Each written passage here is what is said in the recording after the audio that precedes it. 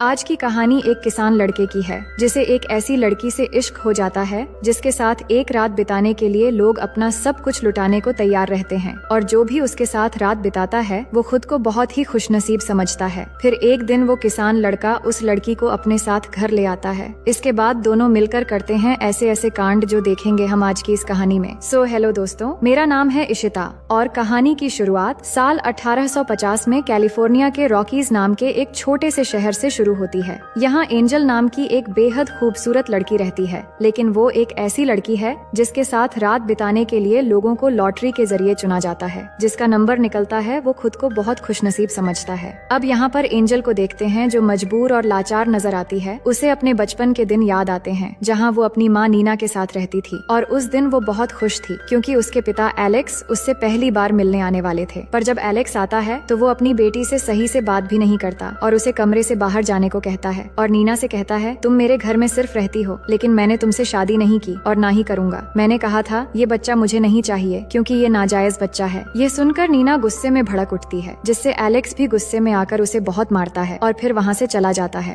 पर ये सब एंजल ने बाहर से सुन लिया था और अपने पिता का ये रूप देखकर वो रोने लगती है। फिर उसकी माँ बाहर आकर उसे समझाती है कि इसमें तुम्हारी कोई गलती नहीं है, मैं इस दुनिया में सबसे ज्यादा प्यार तुमसे करती हूँ। अब कुछ दिन बाद नीना को एलेक्स से एक खत मिलता है जिसमें लिखा होता है कि उसने उनके लिए सभी रास्ते बंद कर दिए हैं, उसने घर भी बेच दिया है और उनसे कभी ना मिलने का फैसला कर लिया है। इसके बाद नीना अपनी बेटी को लेकर घर छोड़ देती है और अपना गुजारा करने के लिए अपने सारे गहने बेचने के लिए जॉन नाम के एक जौहरी के पास जाती है। लेकिन जॉन कहता है कि ये गहने नकली हैं, जिनकी कोई कीमत नहीं है, लेकिन तुम खुद बहुत कीमती हो। अगर तुम मेरे लिए काम करोगी तो तुम्हें पैसे मिल सकते हैं और यहाँ रहने की जगह भी मिल जाएगी। नीना अपनी मजबूरी की वजह से जॉन की बात मान लेती है। इसके बाद जॉन सबसे पहले नीना से इंटीमेट होता है और फिर उसे काम पर लगा देता है ताकि वो दोनों पैसे कमा सकें। लेकिन कुछ ही दिनों बाद नीना को एक गंभीर बीमारी हो जाती है और कुछ दिनों में उसकी मौत हो जाती है। अपनी माँ को इस हालत में मरते देख एंजल बहुत रोती है, लेकिन वो खुद भी बेसहारा थी। अब आगे एंजल किस तरह शहर के लोगों के बीच एक महंगी लड़की बनती है ये हमें आगे पता चलेगा। अब कहानी प्रेजेंट में आती है जहाँ हम माइकल नाम के एक किसान को देखते हैं। वो अपने खेतों का सारा काम अकेले करता है और एक समझदार और धार्मिक लड़का है जो रोज चर्च जाकर प्रार्थना करता है। पर आज वो गॉड से अपने लिए एक लाइफ पार्टनर मांगता है जो उसे सच्चा प्यार करे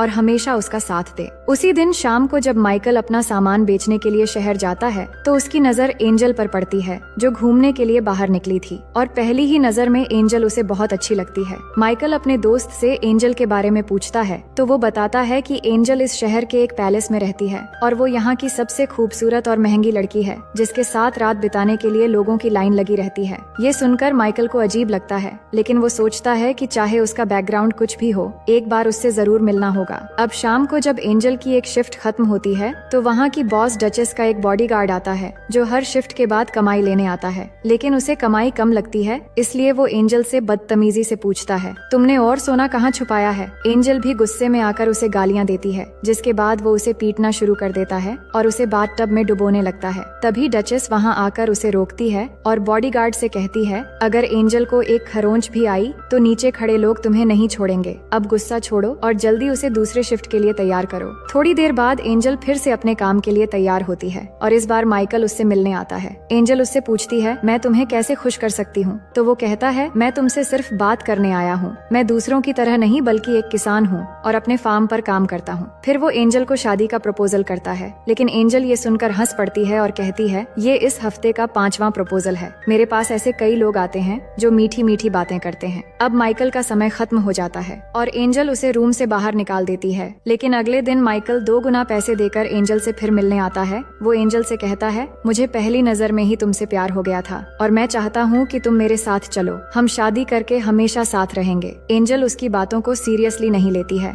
और कहती है, तुम अपना पैसा और समय दोनों बर्बाद कर रहे हो, इसलिए मेरे पास आओ और अपना काम खत्म करके यहाँ से चले जाओ। मैं कभी भी हमेशा के लिए तुम्हारी नहीं हो सकती। इतने में माइकल का समय खत्म हो जाता है और फिर से वही बॉडीगार्ड आता है और माइकल को जाने के लिए कहता है। अब आगे माइकल का दोस्त उसे समझाने की कोशिश करता है कि एंजल उसके लिए सही नहीं है, लेकिन माइकल कहता है, मैं एक बार और ट्राई करना चाहता हूँ। फिर शाम होते ही फिर से एंजल से मिलने पहुँच जाता है। इस बार वो एंजल को अच्छे से समझाने की कोशिश करता है और कहता है, मुझे समझ नहीं आता कि तुम इस नरक जैसी जिंदगी में क्यों रहना चाहती हो। क्या तुम्हें मेरे लिए कुछ भी महसूस नहीं होता या फिर तुम्हारे दिल में कोई फीलिंग्स ही नहीं है। फिर माइकल उसे प्यार से किस करता है और कहता है, क्या अब भी तुम्हें मेरा प्यार महसूस नहीं हो रहा? एंजल जवाब देती है, मैं तुमसे प्यार नहीं करती और ना ही शादी करना चाहती हूँ। तुम बस एक मामूली किसान हो और कुछ नहीं। ये सुनकर माइकल को बुरा लगता है और वो चुपचाप वहाँ से चला जाता है। अब कहानी फिर से एंजल के बचपन में चली जाती है। जब एंजल की माँ का निधन हो गया था, तब जॉन नाम का वो जौहरी एंजल को एक दूसरे शहर में ले गया था। वो उसे बेचने के लिए लाया था, लेकिन वहाँ काम करने वाली सैली नाम की एक लड़की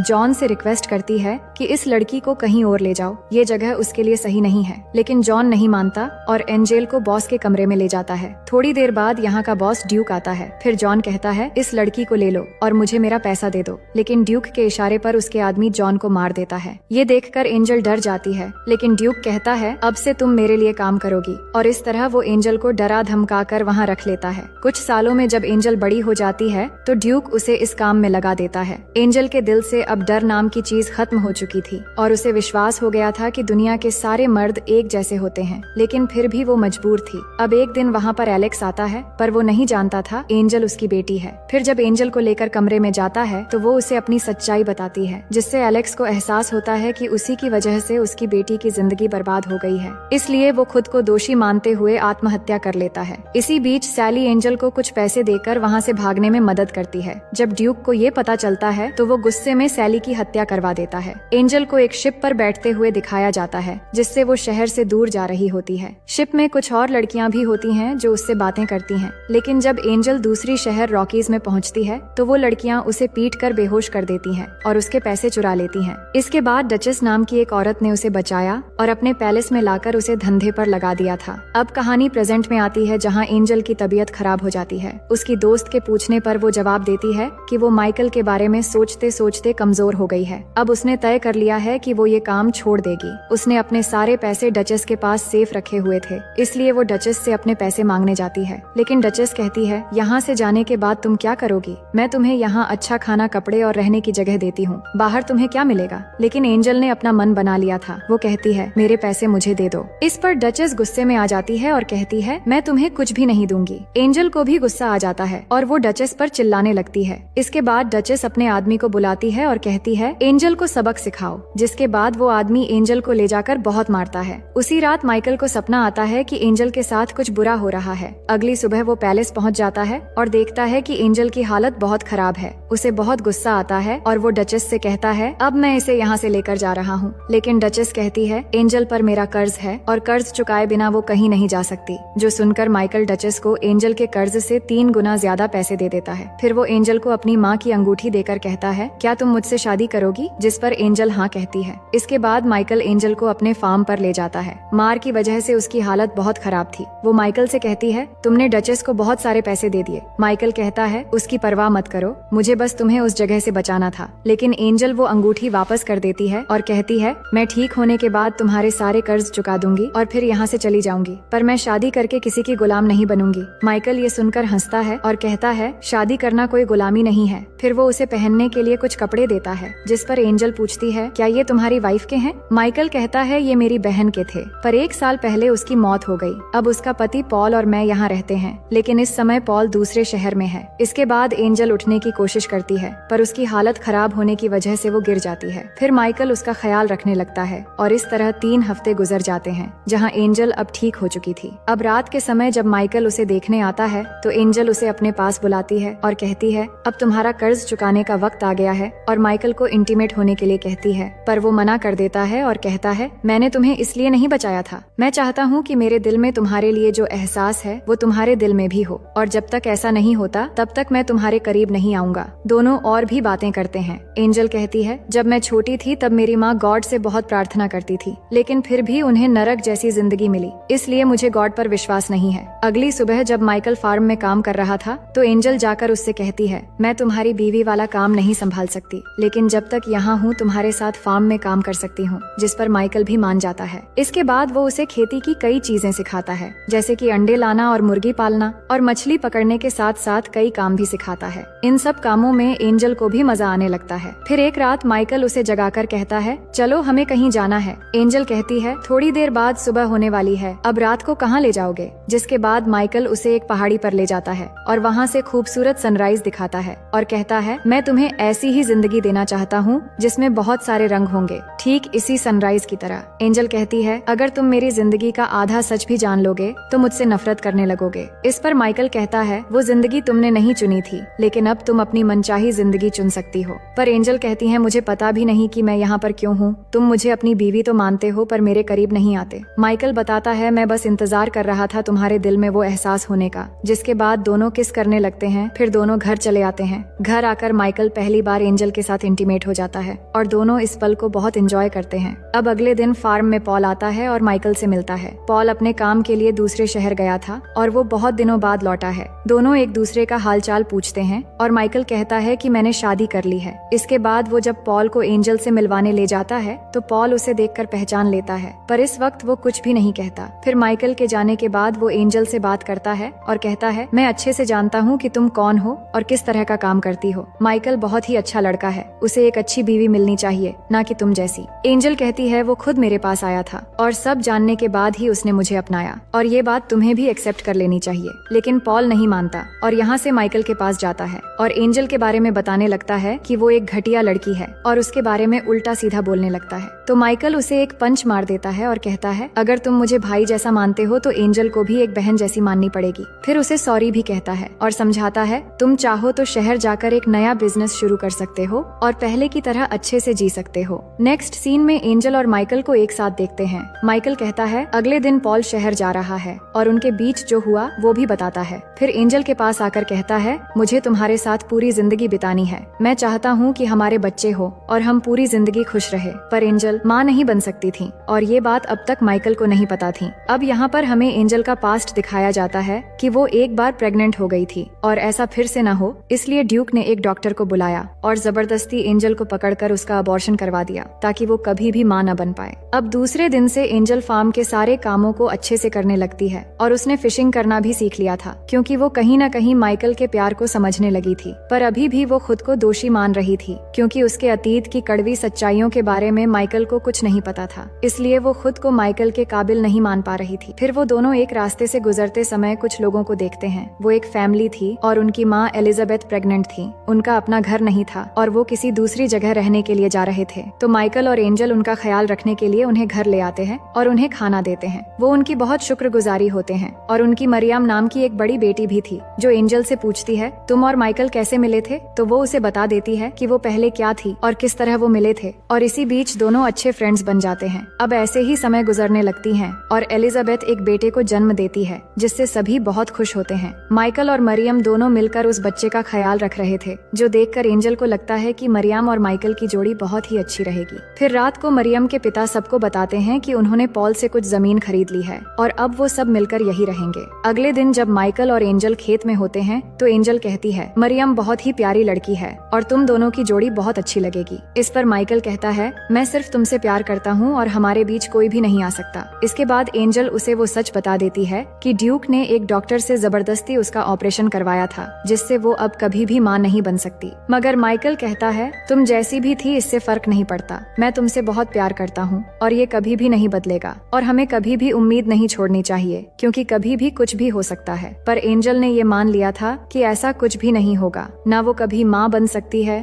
और ना ही माइकल की एक अच्छी बीवी। उसके बाद हम दोनों को डिनर करते हुए देखते हैं जहाँ एंजल कहती हैं कि मुझे उस जगह ले चलो जहाँ पर हमने सनराइज देखा था। फिर दोनों वहाँ जाकर सनसेट देखते हैं और उस पल को यादगार बनाने के लिए दोनों वहीं पर इंटीमेट हो जाते हैं। फिर अगली सुबह एंजल मरियम के लिए एक लेटर लिखती है और उसमें माइकल की अंगूठी रखकर सबके जागने से पहले एक आदमी के साथ शहर चली जाती है। इसके बाद मरियम को वो लेटर मिलती है जिसमें लिखा होता है कि माइकल और मरियम की एक खूबसूरत जोड़ी बन सकती है और वो हमेशा खुश रहेंगे। फिर मरियम वो लेटर माइकल को दिखाती है और कहती है, तुम्हें जाकर उसे रोकना चाहिए। पर माइकल कहता है, मैंने उसके लिए सब कुछ किया और उसे अपने प्यार का एहसास भी दिलाया। अब ये उसकी जिंदगी है और वापस आने का फैसला भी उसी को करना होगा। वही एंजल शहर के एक होटल में पहुंचती है और होटल ऑनर से कहती हैं, अगर आपको किसी कुक की जरूरत है तो मैं वो काम कर सकती हूँ, पर मुझे यहाँ रहने के लिए जगह भी चाहिए। ये सुनकर होटल ऑनर मान जाता है। अब एंजल वहाँ काम पर लग जाती है, पर उसी दिन ही ड्यूक का एक आदमी उसे वहाँ काम करते हुए देख लेता है। उसी रात को होटल में आग लग जाती है और सब कुछ जल जाता है। अगले दिन एंजल जले हुए सामानों को समेट रही थी, तभी उसके सामने ड्यूक आता है। ड्यूक वही आदमी है जिसने एंजल को बचपन में जॉन को मारकर अपने कब्जे में किया था। अब उसने इस शहर में आकर अपना वही धंधा शुरू किया है जिसके बारे में एंजल नहीं जानती थी। वो एंजल को अपने साथ चलने के लिए कहता है, पर वो कहती है कि तुम मुझसे जबरदस्ती नहीं कर सकते। इसके बाद ड्यूक बताता है, कल रात होटल में मैंने ही आग लगवाई थी। अब अगर तुम नहीं मानती तो मैं इस होटल ओनर को भी मरवा दूंगा। इसके बाद एंजल ना चाहते हुए भी उसके साथ चली जाती है, लेकिन वहाँ जाकर देखती है कि ड्यूक के पास 2 छोटी छोटी लड़कियां हैं जिनके साथ वो उसी की तरह जबरदस्ती काम करवाता है। ये देखकर एंजल कहती है कि तुम बड़ी लड़कियों को हैंडल नहीं कर सकते, इसलिए छोटी बच्चियों को लाकर उन पर जुल्म करते हो। ड्यूक उसे धमकाते हुए कहता है, अगर तुम मेरे खिलाफ गई या भागने की कोशिश की तो मैं तुम्हें मार डालूंगा। अब जल्दी से तैयार हो जाओ, मुझे तुम्हें सबके सामने ले जाकर दिखाना है। इसके बाद वो एंजल को स्टेज में ले जाकर सबको दिखाना चाहता था, पर इसी बीच एंजल पहली बार गॉड से प्रे करती है कि अगर आप सच में हो तो उन छोटी बच्चियों के लिए ही सही मेरी मदद करो और मुझे सच बोलने की शक्ति दो। इसके बाद ड्यूक उसे सबके सामने स्टेज पर ले जाता है, लेकिन वो स्टेज में खड़ी होकर सब लोगों को बता देती है कि किस तरीके से ड्यूक छोटी लड़कियों के साथ जुल्म करता है और अपनी कहानी भी बता देती है। ये सुनकर ड्यूक सबको बताता है कि ये झूठ बोल रही है और स्टेज से एंजल को जबरदस्ती एक कमरे में ले जाता है और वहाँ उसे मार देने ही वाला होता है। तभी ड्यूक का एक आदमी आकर उसे गिरा देता है, क्योंकि वो आदमी ड्यूक के क्रूर तरीके से तंग आ चुका था। इसलिए वो एंजल को भागने के लिए कहता है। अब एंजल जल्दी से उन दोनों बच्चियों के कमरे में जाकर उन्हें बचाकर बाहर भागने लगती है। ये देखकर सभी लोग समझ जाते हैं कि ड्यूक तो सच में एक बेरहम है जो छोटी बच्चियों के साथ जुल्म करता है। जिसके बाद सभी लोग भड़क जाते हैं और ड्यूक को मारने के लिए बढ़ने लगते हैं। ड्यूक भाग रहा होता है, लेकिन सभी लोग उसे चारों तरफ से घेर लेते हैं और उसे पकड़कर फांसी देकर मार डालते हैं। अब आगे इस घटना के 3 साल बाद के समय दिखाया जाता है, जहाँ पर हम पॉल को एक दूसरे शहर में देखते हैं। यहाँ पर अचानक वो एंजल को देखता है, फिर उसका पीछा करते हुए एक बड़े स्कूल में पहुँच जाता है। अंदर जाकर इंक्वायरी करता है तो एंजल उसे मिल जाती है। इसके बाद वो एंजल से पूछता है कि ये सब क्या है और तुम यहाँ पर क्या कर रही हो। एंजल बताती है कि ये एक स्कूल है जहाँ मेरी तरह जो लड़कियाँ नई शुरुआत करना चाहती हैं, उन्हें यहाँ शिक्षा दी जाती है। ये सुनकर पॉल को बहुत अच्छा लगता है। फिर वो माइकल और मरियम के बारे में पूछती हैं, जिस पर पॉल कहता है कि मरियम अब मेरी वाइफ है और अब वो माँ बनने वाली है। तुमने सोचा था कि वो दोनों एक हो जाएंगे, लेकिन माइकल ने हमेशा मरियम को अपनी बहन की तरह माना और वो अब भी तुम्हारा इंतजार कर रहा है और अभी भी तुमसे बहुत प्यार करता है। ये सुनकर एंजल बहुत दुखी हो जाती है, क्योंकि वो चाहती थी कि माइकल एक नेक लड़की के साथ अपनी जिंदगी बिताए। इसके बाद पॉल उसे वापस चलने के लिए रिक्वेस्ट करता है और कहता है, मैं 4 बजे यहाँ से जाने वाला हूँ, तुम चाहो तो मेरे साथ चल सकती हो। दूसरी तरफ हम माइकल को देखते हैं जो अपने खेतों में काम कर रहा होता है। तभी वो एंजल को देखता है कि वो वापस आ गई है। एंजल उसके पास आती है और अपना असली नाम बताती है कि मेरा नाम सारा है, जो मैंने आज तक किसी को भी नहीं बताया। मैं सिर्फ ये कहने आई हूँ कि मैं तुमसे बहुत प्यार करती हूँ और मैंने जो भी तुम्हारे साथ किया उसके लिए मुझे माफ कर देना। मेरी वजह से तुम्हें बहुत तकलीफ हुई है। माइकल कहता है, इन्हीं तकलीफों की वजह से हमें ये खूबसूरत पल मिला है और अब हम एक साथ हैं। फिर वो अपनी माँ की रिंग जो अब तक उसने संभाल के रखा था, वो एंजल को दे देता है और अपनी जिंदगी में उसे वेलकम करता है। इसके बाद दोनों बहुत खुश होते हैं और एक दूसरे को किस करने लगते हैं। इसके बाद हमें कुछ सालों बाद का सीन दिखाया जाता है, जहाँ माइकल फिशिंग कर रहा था। तभी वहाँ एंजल आती है और हम देखते हैं कि एंजल प्रेग्नेंट है और उनका एक छोटा सा बेटा भी है, यानी कि एंजल अब ठीक हो गई है। और इसी के साथ कहानी यहीं पर खत्म हो जाती है। तो दोस्तों, मैं उम्मीद करती हूँ कि ये कहानी आपको बेहद पसंद आएगी।